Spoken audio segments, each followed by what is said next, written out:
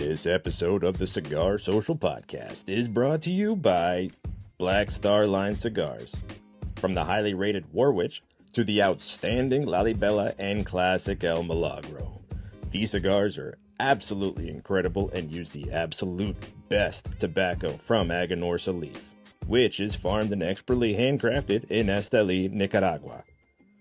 Visit them at blackstarline.shop and use promo code CIGARSOCIAL15 for 15% off your entire order and receive free shipping on all orders over $100. Black Star Line Cigars. Cigars are a daily operation.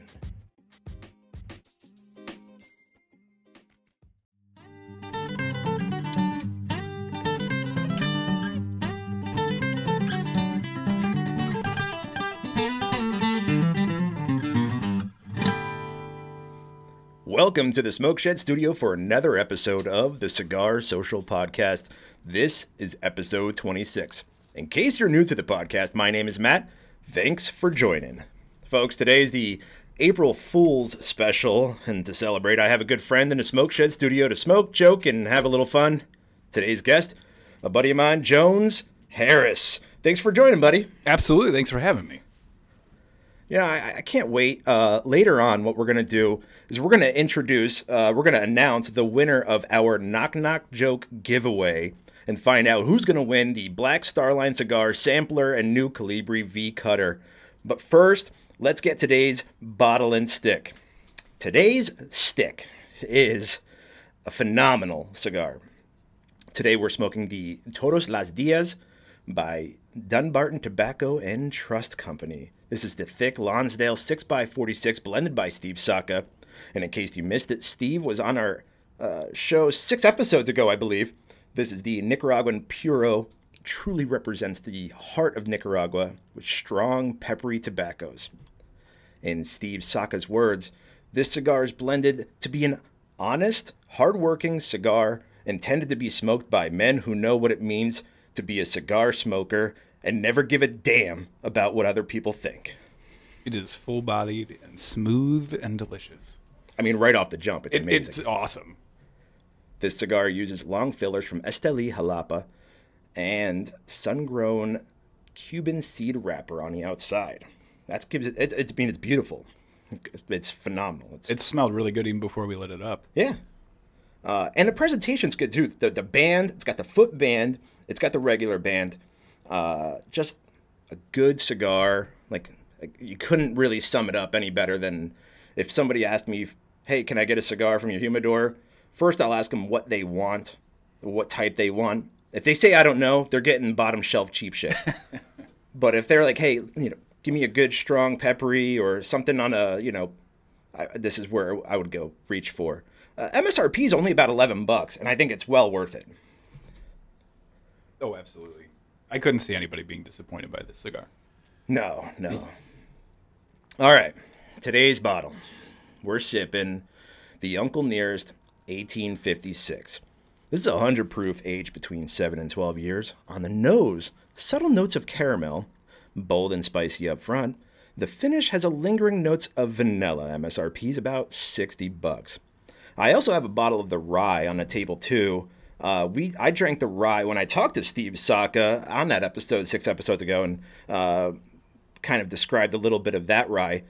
Again, never had anything wrong and never had anything bad from Uncle Nearest. And do you know who Uncle Nearest is? I don't, and I love bourbon, and this is a really tasty one, so I'm anxious to hear. I'm going to give you a quick, and I hope I do it justice because it's historic. But I'm going to try to give you a quick background on Uncle Nearest. And he's a lot closer than Uncle Furthest. Yes, a lot closer than Uncle Furthest, for sure. Wow. We're already starting. Early. Get worked out. So about 160 years ago, a man named Dan Call had a small distillery, and the man who distilled that whiskey was a black slave named Nathan Green, but everyone called him Uncle Nearest. Nearest had a special technique of charcoal filtering that he learned in West Africa on how to clean water out over there. And that method later became known as the famous Lincoln method that is still used today in a lot of distilleries.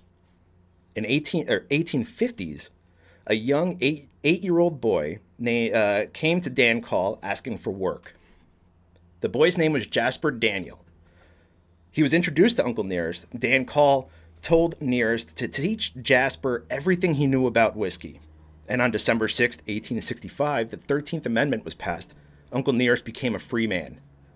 1 year later, Jasper bought that distillery, named it after himself, though he didn't use the name Jasper. He used the name that locals called him, Jack Daniels. Jack asked Nearest to be his very first master distiller. So Nearest and his family continued to work for Jack Daniels for generations. There has been 5 generations of descendants that have worked for Jack Daniels, with 3 direct descendants that continue to work there until 2017. Those 3 descendants now work at a new distillery, which is built right down the road from Jack Daniels, called the Uncle Nearest Distillery.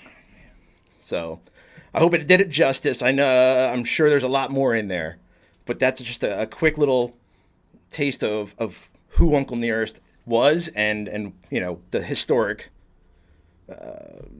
background behind it. I thought it was fascinating. It is. That's crazy, and it sure shows in the whiskey. It's really good stuff. Which is really funny. This is completely different than like Jack Daniels. I think Jack, besides the new bonded, the triple mash, and maybe one of those fancy bottles like maybe even Gentleman, but Jack has a very distinguished taste to it. Oh yeah, you can tell Jack Daniels right away. Right away. That's my brother's favorite. So this has nothing close to a Jack Daniels taste, even though it's kind of like hand in hand. It's almost edging closer to like a Maker's Mark ballpark. Yeah. Oh, absolutely. Yeah, it's delicious. So let's get on with our April Fool's festivities here. I got a drink in my hand. I got a cigar in the other. Let's joke off for a little bit here in the shed. It's something 2 guys do. Like two married guys in the shed just joking off on April Fools. Mm-hmm. Hey, all right, you got a couple ready? I do actually. I got it. I'm going to start with a really good one. What is Peter Pan's favorite place to eat out? I'm not sure. Wendy's. That checks it. Are we going to do this whole thing where we try not to laugh? I don't know. I feel like should we? Or should we just let it go? I think we should let it go. All right, fair enough. All right, how much space does fungi need to grow? As mushroom as possible. Yeah. There's a lot of groaners on this list, I'll tell you. Oh, yeah, okay. What do you call an elephant that doesn't matter? What? An irrelevant. This is one my college roommate wrote, actually. Why don't oysters share? Why? They're shellfish. Shellfish. Those selfish shellfish bastards. Hey, what does a tick and the Eiffel Tower have in common? No idea. They're both parasites. Parasites. Oh, man. This is more of a story, but I tried to buy a dozen bees from the pet shop the other day, and they gave me 13. I said, what's the deal with 13 bees? He said, well, that's a freebie. Freebie. I can feel my wife rolling her eyes from here. Mm-hmm. And a lot of our listeners are going to be sitting here. They're going to be smoking. They're going to be drinking. And they're going to go, these fucking guys. Oh, yeah. And clearly, I did not write. These are all ones I either heard or borred. Oh, absolutely. I don't think I wrote any of them. So disclaimer. I will take no credit for any of these, actually. Yeah. This is called research. Yeah. I tried drag racing the other day. Mm-hmm. It's brutal running in those heels. I thought you were going to go a trip down the dress. I knew it was going somewhere. That's good. The older I get, the more I miss the people I've lost, which tells me that Wilderness Guide was not the job for me.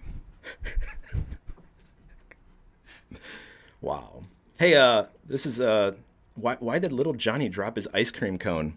Because he got hit by a bus. Jeez. That took a turn. I saw an excellent Spanish-speaking magician the other day. He looked right at us. He said, "Uno, dos." Poof. Guy disappeared without a trace. He might have been Nicaraguan. I don't know. Maybe. Maybe could be. People say women shouldn't have kids after 40. I totally agree. I think 40 kids are way too much. Yeah, actually, I just spent a lot of money trying to child-proof my house, but they're still getting in. Hey, did you hear about the fire at the circus? Mm-mm. It was intense. Oh, man. Did you hear about that actress that got stabbed? It was Reese,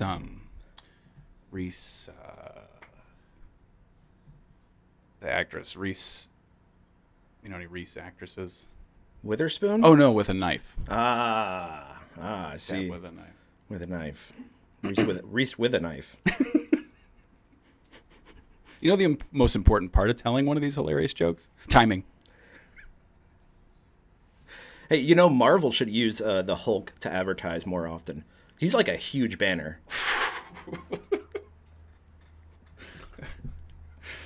Oh, man.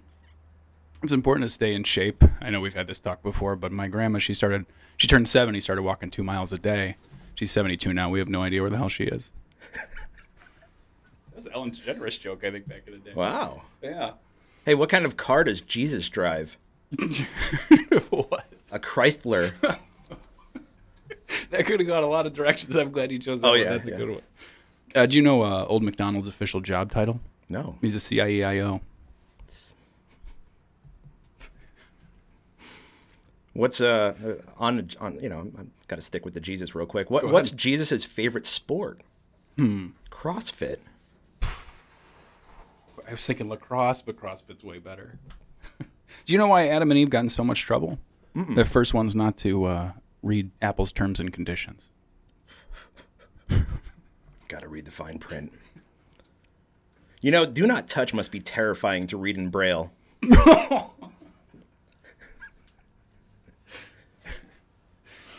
Yeah, my grandfather. We have good eyes in my family. My grandfather, he's 90 years old. He doesn't use glasses. He just drinks right out of the bottle.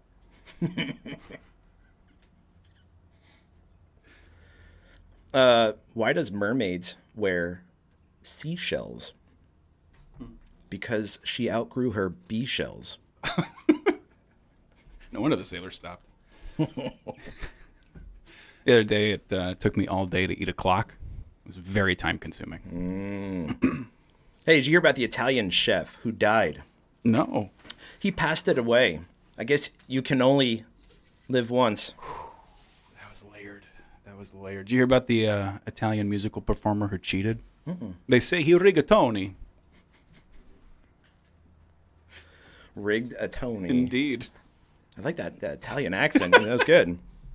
You got to use the hands. You got to do the hands. Hey, when does a joke become a dad joke? When it leaves and never comes back. Twist on the apparent. When it goes out for milk. Womp womp. Oh, man. I had a joke about unemployment, but it never works. Wow. Yeah. Hey, I was looking at the sky the other night, the night sky, and I realized Orion's belt is just a huge waste of space. I know.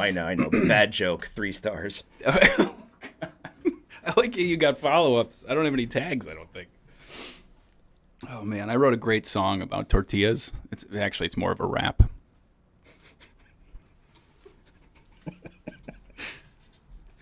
Hey, what's the difference between a garbanzo bean and a chickpea?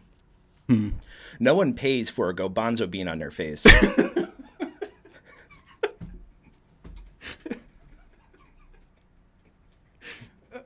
I like the ones with twists I don't see coming for sure. Oh, man.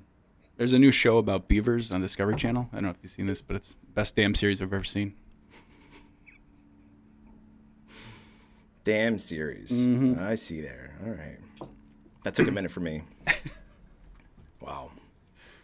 If April showers bring May flowers, what do May flowers bring? Pilgrims. Yep. I thought about trying a new diet. It's just eating cashews. That's just nuts. Just nuts. That's just nuts.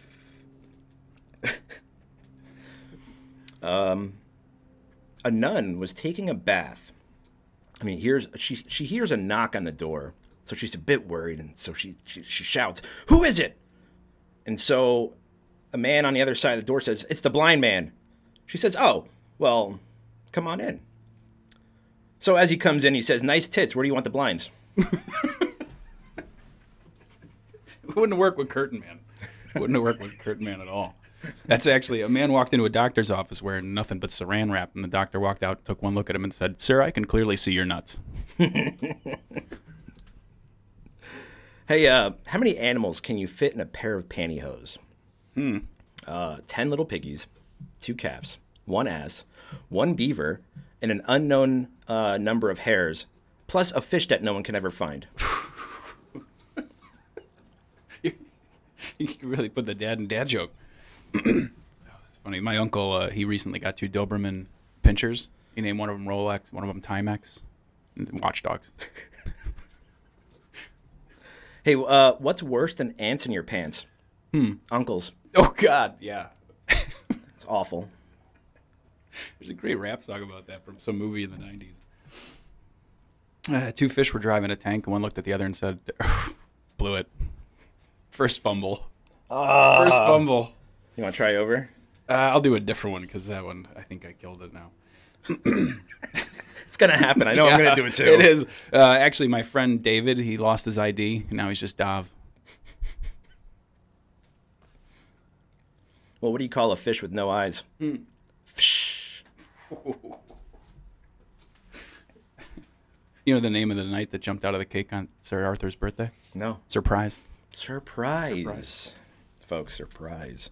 Hey, a screwdriver walks into a bar. The bartender says, "Oh, hey, actually, we have a drink named after you." The screwdriver goes, "Really? You have a name drink, Philip?"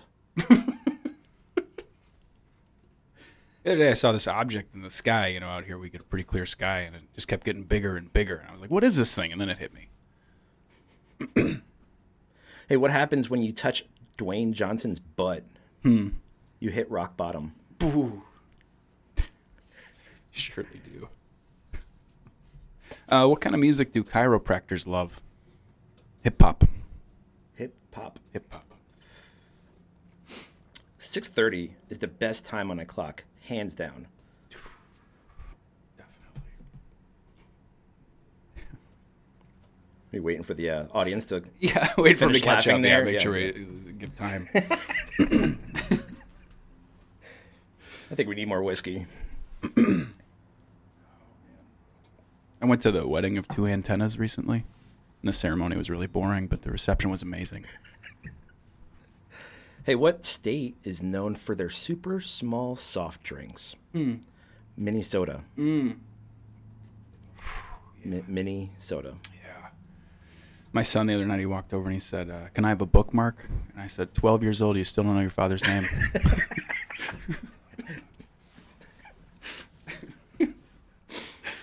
Hey, what does the movie Titanic and The Sixth Sense have in common? Icy dead people. Ooh. I'm surprised I haven't heard that one. I like that one a lot. You know that feeling you get when you wake up and you're out of coffee? Depresso.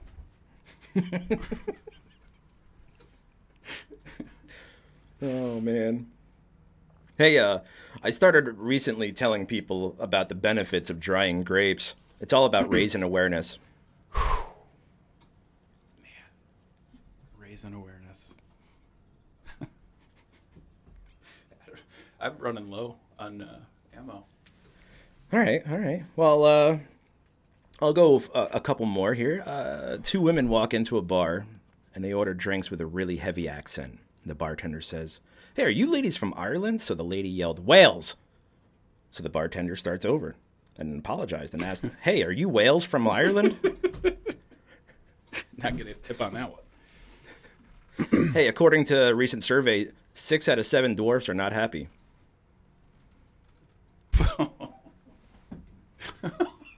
That was I was on the West Coast feed for that one, for sure. Hey, what's the cheapest meat you can buy? Deer balls. They're under $1. Yeah, people are shocked when they find out what a terrible electrician I am.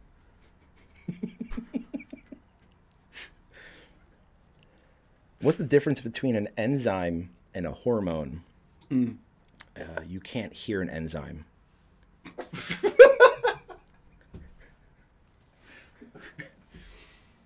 I was with a mushroom once. We tried to get into a party, and he knocked on the door, and they wouldn't let him in. They said, you can't come in here. And he said, why not? I'm a fun guy. That's your second mushroom That's joke. second mushroom joke. Yeah, Wow. I don't know. It's my wheelhouse. I Maybe do you're the science. fun guy. Yeah. What's the difference between a hippo and a Zippo? One is really heavy. The other one is just a little lighter. Here's one I'll give a shout out to Gindo's. What do you call a nosy pepper? It's one that gets jalapeno business. Jalapeno business. Jalapeno business. You got some good accents. You got the Italian, the jalapeno business. Yeah, my wife said, I got to stop doing my terrible Arnold Schwarzenegger impression or I couldn't come back. And I said, I'll return, Yeah, I'll return. Let me in. It's not a tumor. No. Who is your daddy and what does he do? Reminds me of that metal band I listen to once in a while, and this is not a joke, but there's a metal band, and the folks listen to it. It's hilarious. It's called Australian Death Machine, and it's a couple of it's like a super group of metal band, different members of different bands, and every song is an Arnold quote of some sort, like "rubber baby buggy bumpers." It's hilarious. Yeah, check it out. Get to the chopper. Yeah. It's got to be one of their singles. Oh, absolutely. There's actually one that just goes, "Ah!" It's called Deadlift, or what's that one called? If it jiggles, it's fat. Hey, what do you call a blind German? A Nazi. Oh. Oh, man. People are going to hate me after this one. What kind of plants go in a bathroom? Toiletries. Yeah. And then a follow-up. What type of tree fits in your hand? A palm tree. Palm tree. Yeah. I figured that would kind of Okay, like yeah. I was too busy thinking about fungi. fun guy. You're in the mushrooms. The mushroom, yeah. Start calling you Mario. Just searching for the mushrooms. I need more whiskey. I think I'm going to go with the rye now. I started with the rye, and You it did? is real tasty. It is good. The 1856 is really good, but they have another one I think called the 1886 or something like that. Another weird year, and I don't know the difference between the two. I think one they claim to be small batch, and the other one's just premium whiskey. But I also covered this in a previous episode where small batch doesn't really matter. Like that term is so broad. Like feels there's like no it's become a marketing real term definition. more than a... It just means you're using a smaller batch than regular production. So if you're using a couple 300 barrels for a batch, and then you're like, oh well, fuck, now we're gonna do 200 barrels. Technically, they can call it small batch. So I know like the Willet Pot Distill, the one that comes in like the Funky Genie bottle. Yeah. That only uses 12 barrels, and so some people are now saying small batch used with a handful of barrels, 4 barrels, 8 barrels, because sometimes it makes sense to distinguish that. But I was going to say, too, we didn't comment on these bottles at all, but I like the styling of them. It's like a larger size of a Prohibition-era bottle, it looks like to me, like like the a bonded squared off whiskey bottle type of thing. I really like the vibe of it. They have... It's a sharp-looking bottle. And they're uniform. It's kind of like when I did Castle and Key over here. You got the gin, and you got the small batch bourbon. All of them they have like a uniform look to them. Some people, they'll throw out different expressions, and they'll try to make each bottle completely different. And sometimes you don't even know that you're having a brand because the brand lost its uniformity. Where Uncle Nearest, you can't. If you know what it is, you can't miss it. And I like their logo, too, because it's like a little horseshoe. Yeah. With the Glencairn glass in the middle. Yeah. Well, and most importantly, it's very drinkable. It's very drinkable, yeah. I was never really a rye fan until I started having these. Yeah. Let's talk about this That's cigar. what I was going to say. This cigar, it's getting better. It's only getting better, and it was already good. Like you've already talked about the wrapper and the filler and things like that. What sort of cigars do you lean towards for like your day-to-day? Or like if you're just gonna, your bread and butter. I like Nicaraguan cigars. Aganorsa Leaf does a great job with their farm and their curing barns and their product. And their QCs is phenomenal. I haven't had anything that had a funky burn or weird draw to it. But a lot of people are Connecticut shade fans, like Connie fans. I like more of a Maduro. I like the boldness to the wrapper because that's where the flavor comes from. But this is a funky shape for me. This the 6x46. I don't normally go with a smaller ring gauge. Normally I'll go with a Toro, which is around a 50 is your normal Toro, but sometimes you'll go like a 48 to a 52, depending on, if they want to get crazy with it. But like a 6x50 is the normal size that I would go with. It's a slightly bigger in the ring gauge. Yeah. I mean, I saw a guy yesterday, and if the Chi-Town crew's listening, they were there, and there was a guy, older guy, who took a 7x70 monster cigar. He fell asleep halfway through it. Literally, I got the picture. he like fell asleep, dropped it on the ground. You need to clear your schedule for a larger cigar. Well, somebody was putting out it was some engine reference. I am not nearly as knowledgeable in the world of cigars as you. That's the CAO flathead. It's like they do like the do some big the boys. V60, the V70 or whatever. Yeah, they do the ring. Asylum does some crazy ones called the Pandemoniums. They're like the 8x80s. Oscar does one called the Woody. The Woody's probably I think the biggest production cigar out there, and that is 24 inches long. I don't even know the ring gauge. It's fucking silly. Like it's an 8-hour cigar. Is that the Dirk Diggler? Is that the model? Like I don't even know. Like there's a point where if somebody's short or with short arms, probably won't even be able to light it. You need your buddy there to help you torch it. It comes in a wooden box. I was going to ask too, for us novices, you were just mentioning that the wrapper imparts the most flavor. Is that the role of the wrapper? So on a cigar you have your filler. Yep. And that's what you kind of see in there. And then around the filler is a binder, which is essentially like another. It's like the first wrapper, if you would.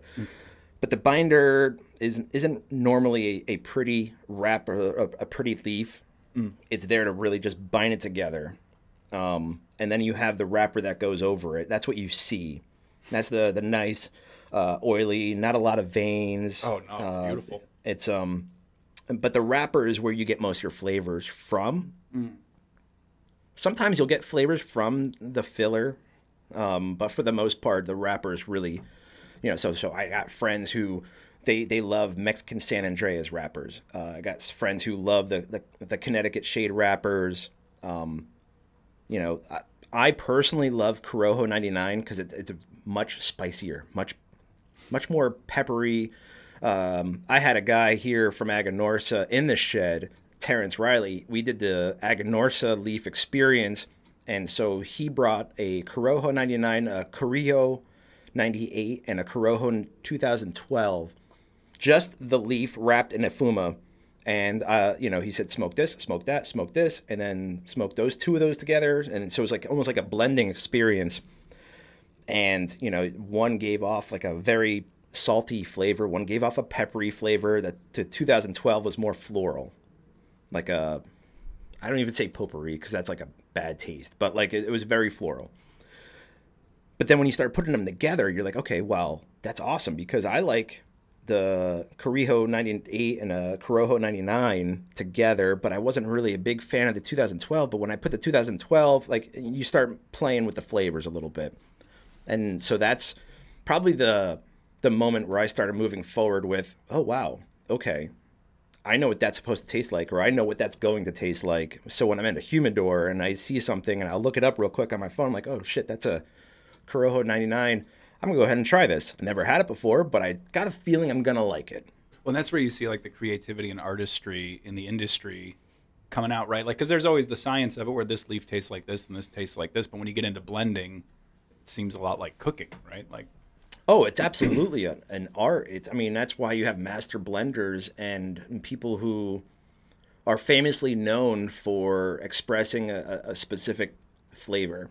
Like AJ Fernandez, for example, he will work and collaborate with multiple different companies, but if you see that AJ signature on it. You're like, wow, okay, I got to give that a shot, because if you're an AJ fan, you know you're probably going to like it, because just like Steve Saka, he mentioned he doesn't put anything out that he's not going to smoke. He's making cigars for his flavors profile. Like, he makes these for him.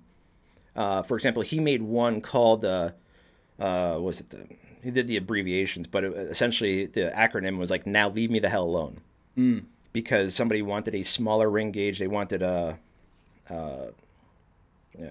something different that he didn't like. He's like, this is not for me. Just like Steve Newman from Brother Chimp, our local brewery. Oh yeah, one of my favorite. He came brown out with ales For the Masses, the IPA. He's not an IPA fan, so he named it For the Masses. He's like, this is not for me. This is for everybody else, because everyone keeps asking me for a fucking IPA. So yeah, you know, we'll say shout out to him. Probably my favorite brown ale I've ever had.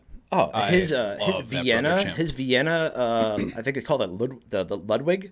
Oh my god, I've never had anything that I don't like from Brother Chimp. He's one of my favorites. And Yeah. he's a local Batavian. Yeah, He's a couple And blocks away. He does a great job. I remember the first growler I got from there just to check it out, because it was a local dude. I was like, I'm gonna check this out and try it, and I drank it, and I was like, dang, I don't even have to pretend I'm supporting local. This is just legitimately delicious beer. I try to go to his brewery as much as I can, just because it's a very small town brewery. He doesn't have a kitchen. It's not a big space. He did the back patio. Have you been to the back patio? I haven't been since they did that. He poured concrete.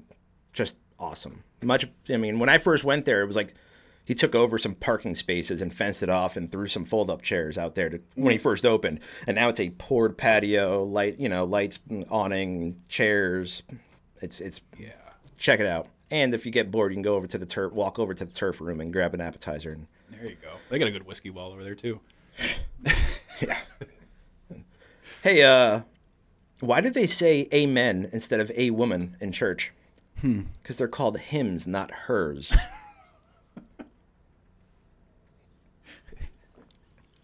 Wow. That's like 3 religious jokes. Well, yeah, controversial. Yeah. Hey, have you, they recently discovered a mummy in Egypt. It was covered in chocolate and nuts. I believe they called it the Pharaoh Rocher. That's, I was going to take my kid for a discount circumcision. What a ripoff. I kind of knew that one was coming. I still laughed. Did the rabbi say keep the tip?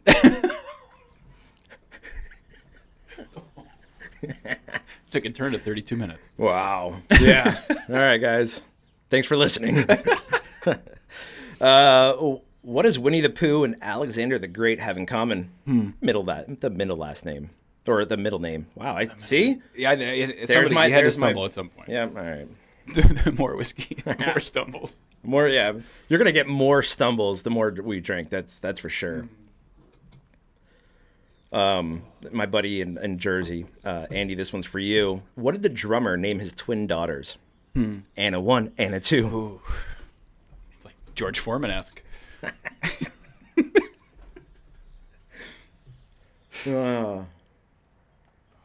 It's nice having the doors open in the shed. You can hear the birds. I don't know if you guys can catch it on the mics, but it's pretty out. It's April 2nd in the Midwest, and it's almost 60 degrees out. It's crazy. Oh, that's fantastic. That's what we've been waiting for. Hey, what's blue and smells like red paint? Blue paint. Checks out. And of course the classic, like, what's brown and sticky? What? A stick. Wow. Yeah. I actually got one my daughter wrote. She's 8. You ready for this one? Yeah. It's a knock knock. So knock knock. Who's there? I took up. I took up who? Then you should probably change your pants.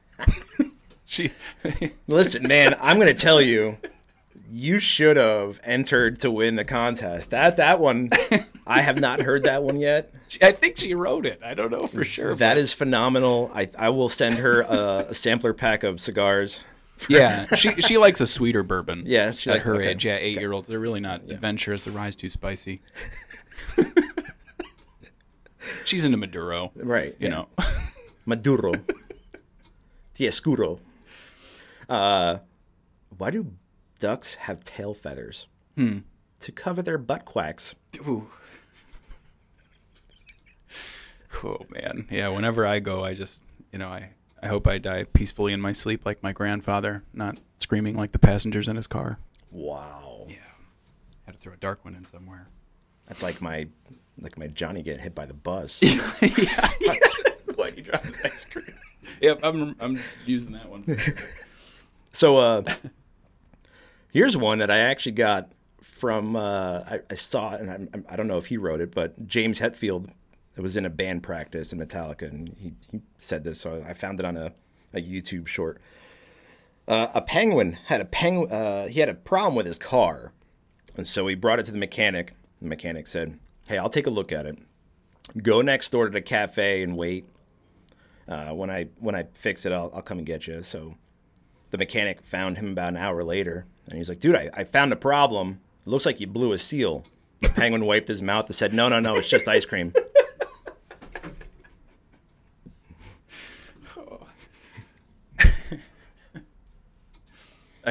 It's a classic one. It's my wife said I had to stop impersonating Flamingo. I had to put my foot down. Sometimes you just gotta put your foot down. Sometimes you gotta put your foot down. You know, I should never trust stairs. They're always up to something. Well, it's like the elevator. You know, it's got its ups and downs. It's got its ups and downs. Yeah. My dad was in the hospital, and they kept asking about his blood type. None of us could remember. He kept yelling, "Be positive," but it's hard now that he's gone. Wow. Hey, I accidentally drank holy water and took a laxative at the same time. You can say I'm about to start a religious movement. Holy shit.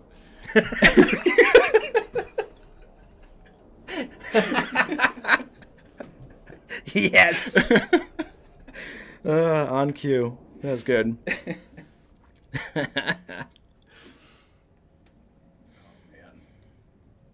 This is a great cigar. And I'm like, I don't want it to end. That's what she said. I recently found out that I was colorblind. The news came out of the purple. Oh, man. What pronouns does chocolate use? Her, she. Oh, her, she. Man. Yep, more whiskey, please. My penis was in the Guinness Book of World Records. Oh, congratulations. Yeah, no, and the librarian then told me to take it out.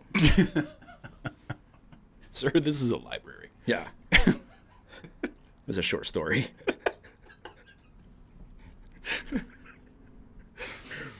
Oh, man. I wanted to tell you about this book my daughter gave me. It had like 400 pages, but it's a long story.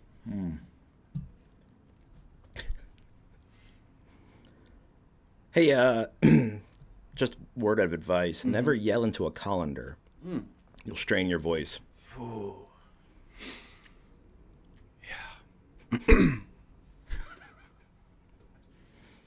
I asked my North Korean friend how it was over there. He said, I can't complain. Literally. Literally. I cannot complain. No.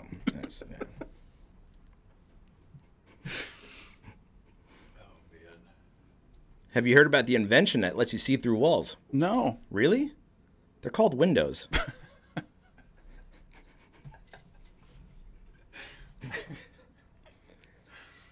Uh-huh.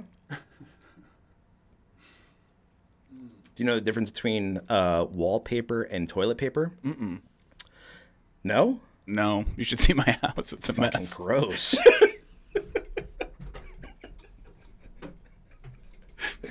Good way to keep company from coming over. Wow. No wonder I've never been to your house. Yeah. You know the difference between in-laws and outlaws? No. Nobody wants in-laws.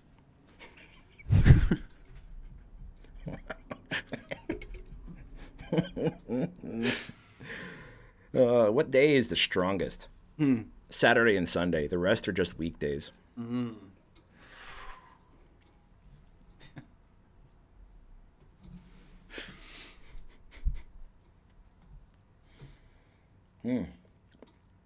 Hey, did you know the first French fries were not made in France? They were made in Greece. Oh, yeah. Yes, they were.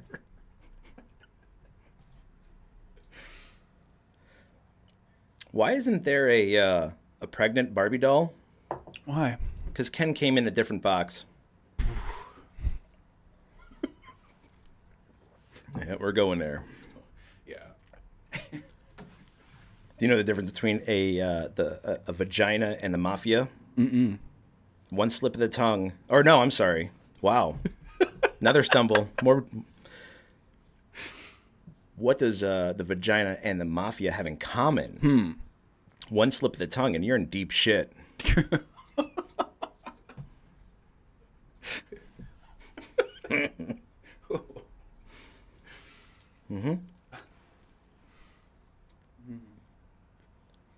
What did the blind man say when he walked past the fish market? Good morning, ladies. Oh. Couple fish themed joke today. Yeah. Oh man. You know, you really got to hand it to blind prostitutes. Oh my.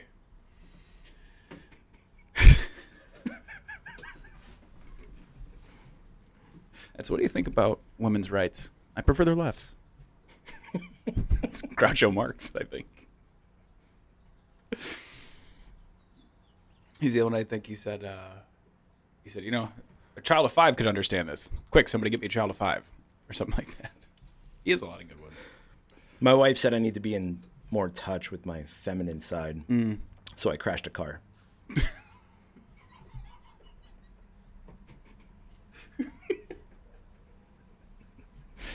You're just starting out. You're trying to get canceled. Yeah, oh, yeah. I had one female listener. She's gone. Yeah, not anymore. As I was actually shopping for camo pants the other day, but I couldn't find any. I failed in math so many times I can't even count.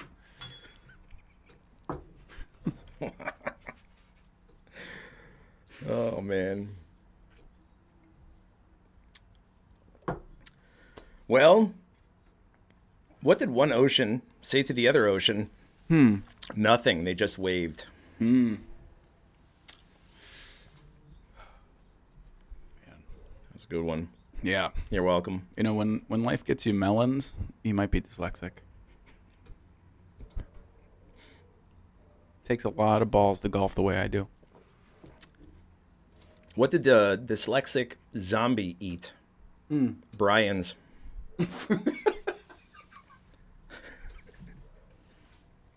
Not heard that one. Oh man. Well, we got a giveaway we need to talk about here. Folks, the moment you've all been waiting for. Let's announce the winner of the Black Star Line Cigar giveaway. Folks, last episode I gave everyone an opportunity to enter the best knock-knock joke in the comments for a chance to win the Black Star Line Cigar Sampler, an exclusive Black Star Line Calibri V Cutter. We had a few entries on YouTube and then Spotify. Some fell a little flat. Some are pretty good. I liked the one that you had, the knock-knock joke. That was good.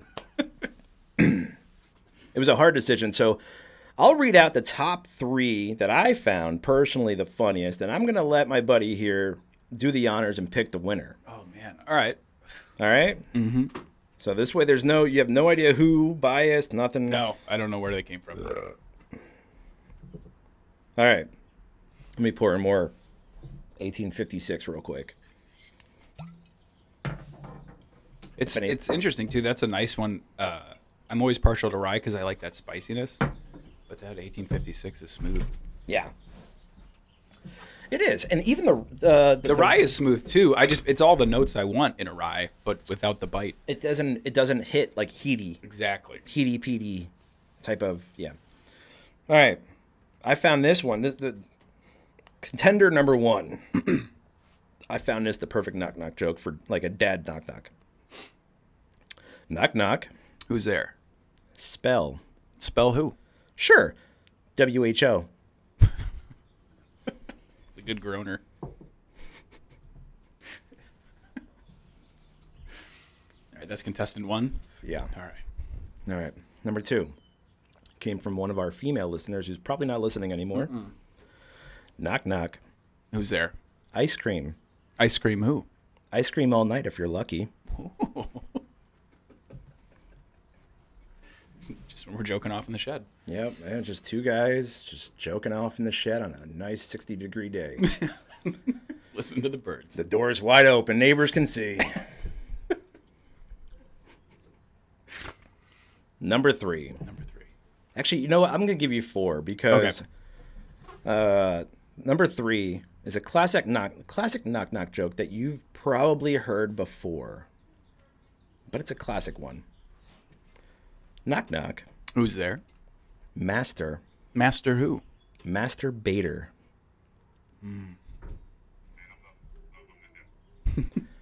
And number 4. This is the bonus one.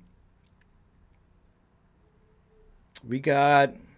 All right. Knock knock. Who's there? Ivana Seymour. Ivana Seymour who? Ivana Seymour Butts. Ivana Seymour Butts. That one I had... It reminded me of like something Tina would say from Bob's Burgers. Or the Simpsons when Bart would call Mo. Yeah. You know what I mean? Seymour Butts. Mike Roch. Has anybody seen Mike Roch lately? Mike Hunt. He always did the call-ins, right? Yeah. Harold Muff. Has anyone seen Harold Muff? Craven Moorhead. Has anybody seen Craven Moorhead? Dick Fitzwell. Were you a writer? I didn't know you had all those on deck. Oh, man. All right, well, That's good. out of those 4... Out of those 4, so I am partial to the groaners, and I'm partial to the dad jokes. So for me, contestant 1 hit all the right things for me. I will say I was pumping gas at the Costco, and that I got the alert of a new comment, A submission, yeah. and that was the first one. And he goes, "Oh man, that's so dad but funny." Oh, like, yeah. ha ha. Yep. Groaner, yeah. All right, I got to give it to contestant 1. contestant number 1. That is the who's there? Sure, spell who. Got it. That will be Marcus's Underground Jungle on YouTube. So if you're listening, and if you're the winner, email me your address at the Cigar Social Podcast at gmail.com. That's the Cigar Social Podcast at gmail.com to claim your prize. And we will have your Black Star Line cigar, sampler pack, and Calibri V cutter shipped out as soon as possible. That's a great prize, too. Yeah. I mean, one dad joke away from that. It's good. I got to come over a lot more. This cigar is so good. I'm really sad it's burning down. I know. I'm there's 2 things. A, I'm out of jokes. And my cigar is ending. Like, I feel like this afternoon's like just going to crap. We still have some whiskey here, so I got questions about whiskey and cigars from a novice perspective, if that's anything you're interested in answering. I mean, shit, fucking. Because I know we've talked about it, how you got into cigars and stuff, but my question would be like, what are 3 things you wish you knew when you started getting into cigars? Like, what are 3 mistakes that people just getting into cigars make? Because we've talked about how like you just smoke what's around, and you like cigars, but you just smoke what people have. What are 3 tips you'd give to the newbies? I think you need to make mistakes. I think when I first started, I mean, my first handful of cigars when I was younger were like something someone handed to me. I didn't care. It was like a celebration, my buddy's uncle's birthday or whatever. Like it was just like, here's a cigar, and I'm like, well, I don't know whatever, smoke it. Or somebody had a kid, so it's a girl type of the cigar. And when my father-in-law, when I first met my in-laws, not my outlaws, my in-laws, and I noticed like he was really into it, and I was like, well, there must be something there that I just don't know. And so I started looking up different wrappers, different fillers, the different regions that their tobacco is grown. Obviously, like Cuba is kind of hard to get cigars from, and and I kind of learned a little bit about it. Just quick novice learning about it. And then I started buying sampler packs from Gurkha and Alec Bradley. Like they have these like 5 packs that you can buy relatively cheap, but come with a good spectrum of Connecticut Shade to Maduros to whatever. And there's been a handful of cigars once you're getting into it, you need to make those mistakes. You need to light one up. You need to get about halfway through and go, no, Not for me. not for me. Or holy shit, this is phenomenal. I like this flavor. I like this. I like the way it's burning. I like, I don't like the thicker ring gauge. I like the thinner ring gauge. I like I don't have the time to smoke a 7-inch cigar. Maybe I'm more of a Robusto fan. Maybe I like the more of the 5x48s or whatever. Like something like that. Like, so you kind of you dial in what you like, what you don't like when you first start out. And same thing with whiskey. I feel when I first started getting into whiskey, it was the same thing. I would buy a bottle from Benny's or get a recommendation. I'm like, you know what? I just don't like the younger age stuff. Or I initially never liked rye. And the more I've been doing this podcast and the more I've been trying different things, I'm like, well, you know what? Some rye is actually really good. And that's probably because it's good rye. The rye that I had when I first started was probably crap rye. Same thing with the cigars. There's Gurkha gets a bad rap because I feel, me personally, it's a 50-50. When you buy a cigar from them, they all of their tobacco is brokered in. They don't really grow their own, and their shipments can be inconsistent, so their tobacco could be kind of different than the last time. So it's not really consistent, is really, and like Aganorsa is consistent. And so same thing with the Steve Saka cigars. I've not had a bad Dunbarton cigar, and he's been proven why he's he's Steve Saka for a reason. Right. Well, he only makes what he would smoke, right? Right. So I think you have to make those mistakes. You need to try. You need to experience the bad before you can identify the good. That's just me. Well, to your personal palate, right? Like, because rye took me a minute too. So my dad was always into Scotch, so I was learning about Speyside and Islays and mossy stuff and everything like that. And I found that I liked extremes. I liked Lafroig, or I liked something really, really peaty, or I liked something like a Speyside, something a little salty, that kind of thing. But then when I got into bourbons with my brother, there's the same world. It's the same colors. Like, yeah. There's all kinds of different bourbon in the bourbon world. So you can't drink one bourbon and say you're not a bourbon person, because there's probably a fit for you. And cigars seem to be, they're the similar way, right? Like, it's the same thing. You got to find your fit. You do. And here's the thing. I was talking about this the other day, was people who rate cigars for a living. You're talking the, Stogie Press, the Cigar Dojo, the Cigar Aficionado, blah, blah, Blind Man's Puff. They'll take a cigar and they'll rate it unbanded. They have no idea, whatever, blah, blah, blah.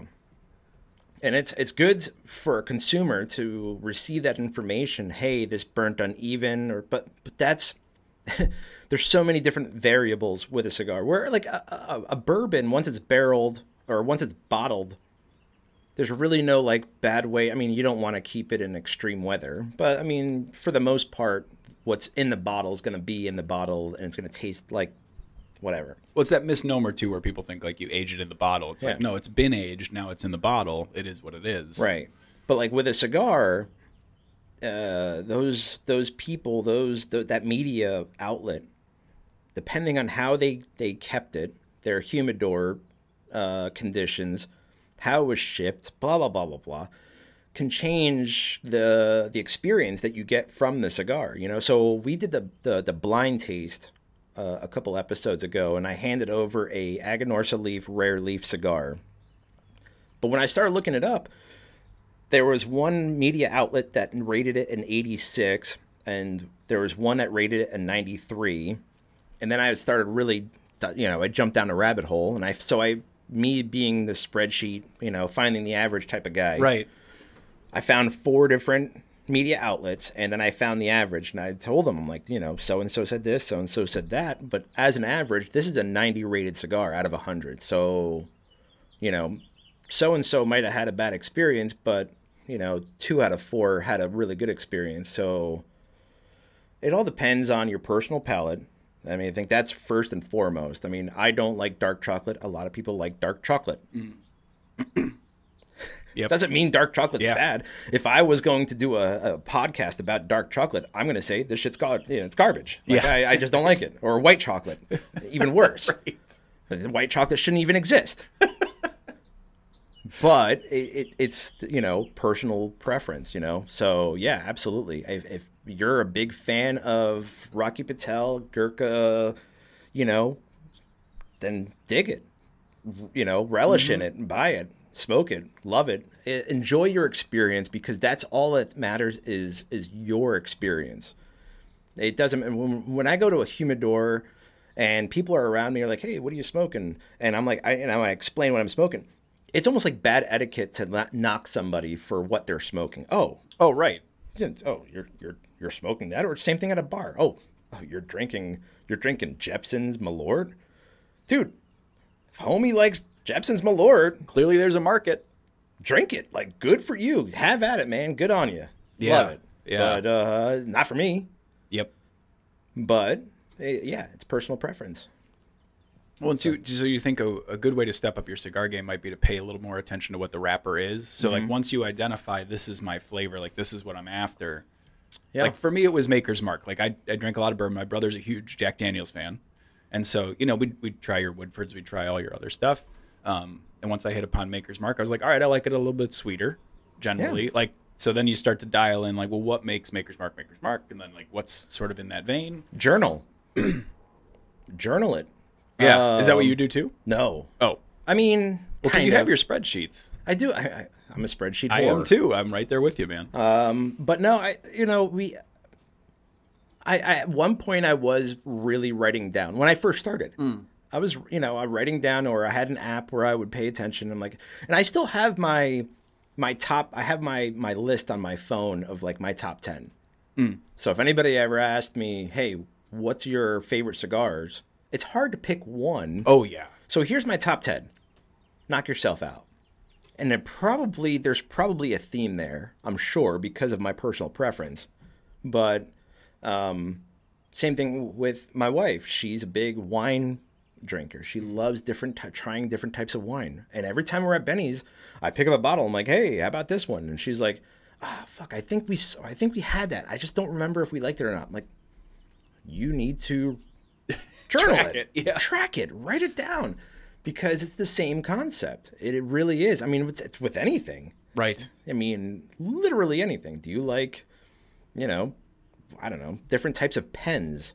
Well, and like weightlifting to And barbecue to everything. Like, you got to keep track of your How do you progress. How do you know what to put on the bar? I'm smoking a rack of ribs right now, and the person who I guess you would say idolize, the person who I follow their method, like he said, write it down. Did you change something this time around? If you did, write it down, because if it comes out phenomenal, you know what the difference was. And so, yeah, it is really a matter of if you're really trying to get into something, if you want to give it a fair shake, you need to do your research, journal, keep track. Because otherwise you're just...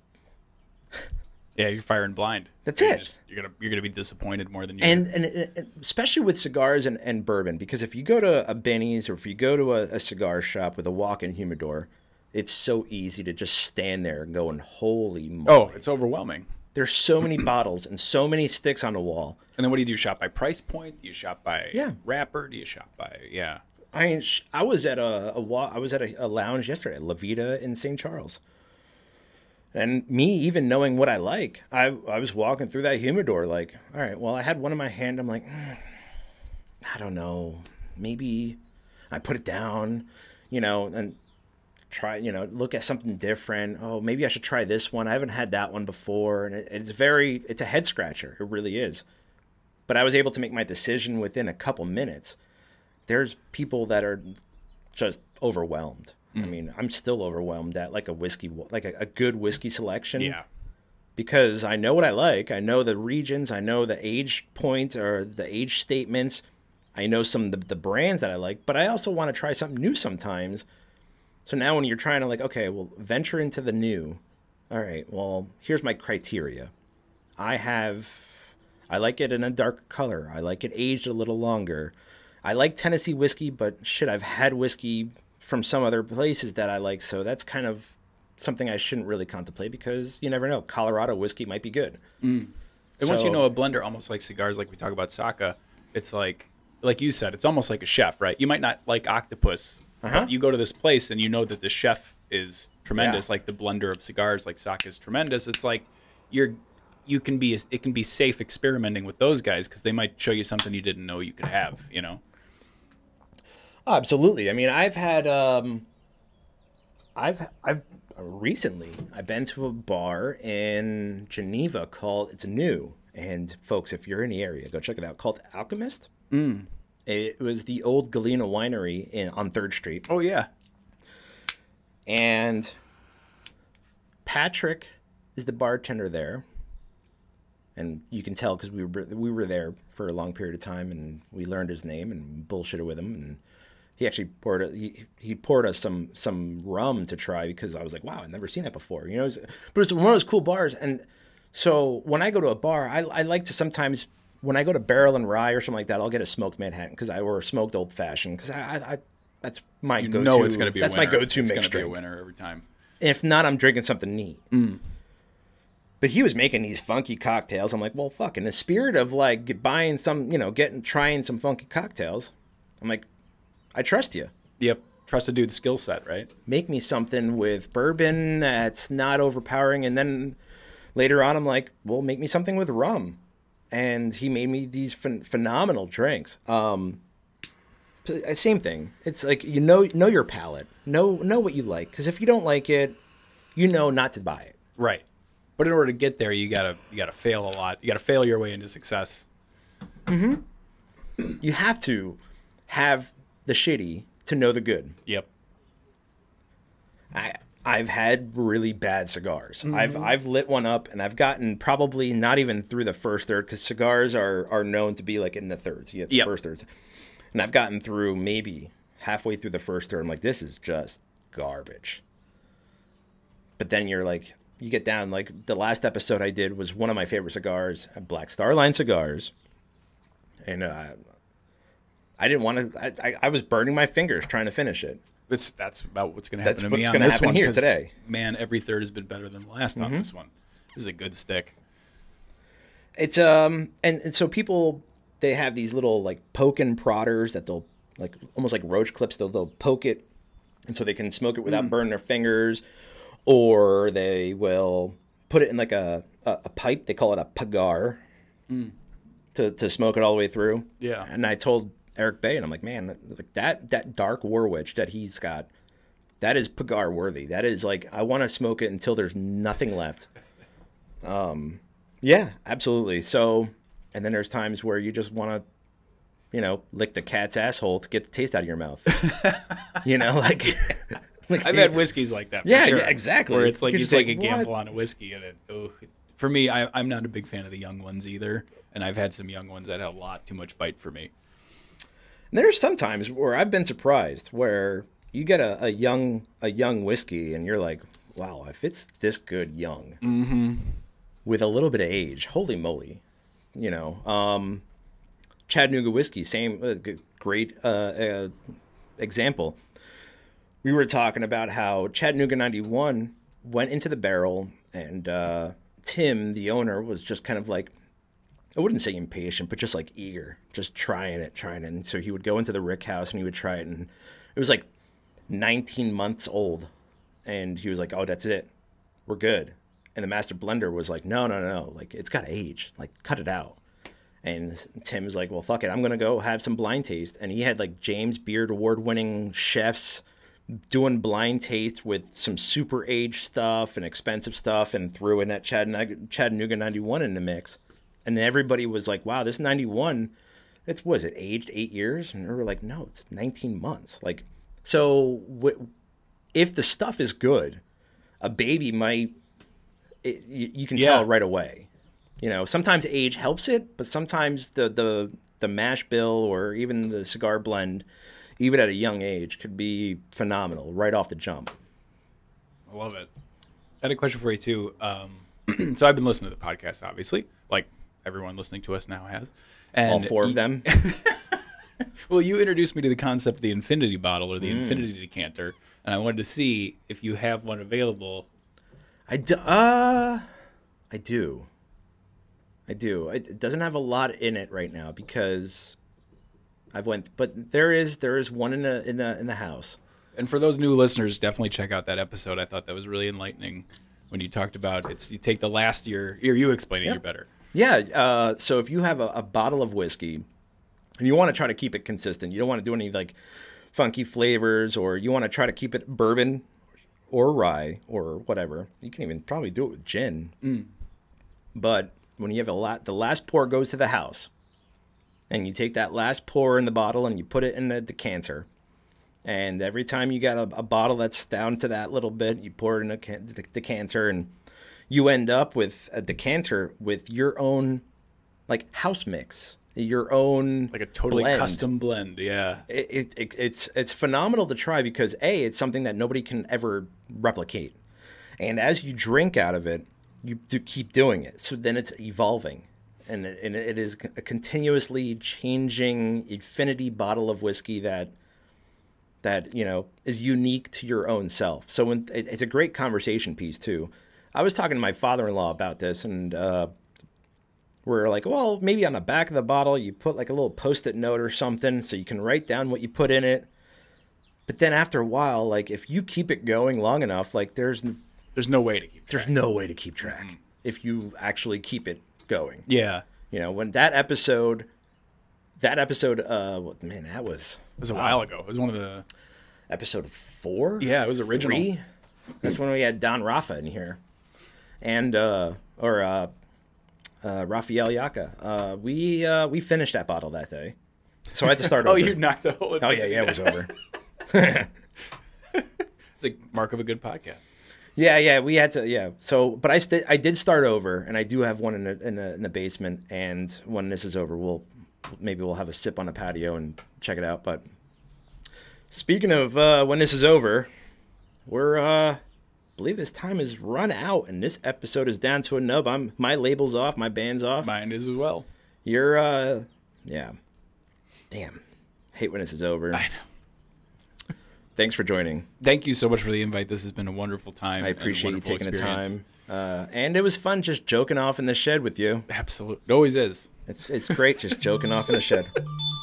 Oh, my barbecue needs Sounds like the ribs are done. My ribs are done. That was perfect timing, It actually. really was. Friends of the Leaf, don't forget to check out our official sponsor of the Cigar Social Podcast, Black Starline Cigars at blackstarline.shop. Use promo code CigarSocial15, CigarSocial15 for 15% off your entire order and free shipping on all orders over $100. Next episode, we'll have Mike Root. He won't be in the shed, he'll be remote, but he is the founder and owner of Copper Sky Distillery in Colorado. A buddy from the Chi-Town crew, Aaron, he turned me on to him. We've been chatting, and I got a bottle of his cigar blend whiskey. I actually cracked open last night and tried it for the first time. Outstanding stuff. Colorado bourbon is what really got me into bourbon. My brother lived in Breckenridge, and he brought back some Colorado bourbon. It was fantastic. Yeah, it's a 122.6 proof. So that might be a fun episode. Yeah. Folks, thanks again for listening. We'll see you next time here at the Cigar Social Podcast. Take care, everybody.